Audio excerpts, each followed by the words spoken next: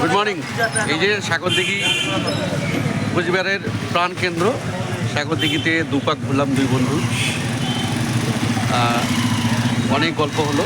এবার এক cup sugar free চা আর মুহূর্তটাকে একটু স্মরণীয় করে রাখা। সাগরদিঘিতে প্রচুর মানুষ আসে এখানে, এই যে চায়ের দোকান, এই যে সাগরদিঘি।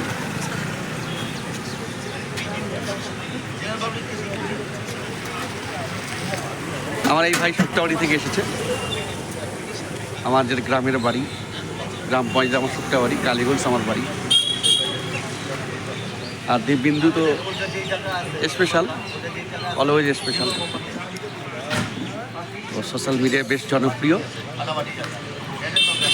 এক কাপ চা, সঙ্গে কিছু কথা, মুহূর্তটাকে স্মরণীয় করে রাখা, দুই পাক সাগরদিঘি চক্কর দেওয়া, এই হলো প্রতিদিনের সকাল।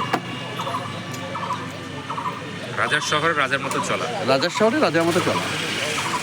কোচবিহার রাজার শহর, কোচবিহার আমাদের প্রাণের শহর।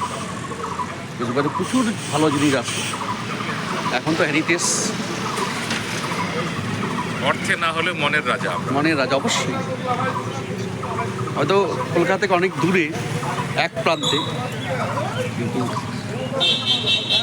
কোচবিহারের কোনো অংশে কম না। আমরা রাজা ছিলাম 50 বছর, আমরা আলাদা রাজ্য ছিলাম। 400 বছর রাজত্ব, 400 বছর আমরা আলাদা রাজা ছিলাম।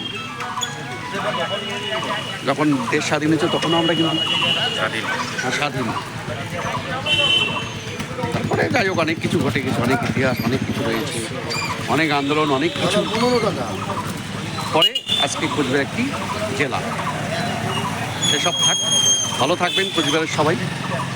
সাগরদিঘি আসুন, এক পাক দু পাক ঘুরুন, দু চক্কর কাটান, এক কাপ চা বা কিছুক্ষণ কথা বলে চলে যাবেন। এই জীবন। বাই।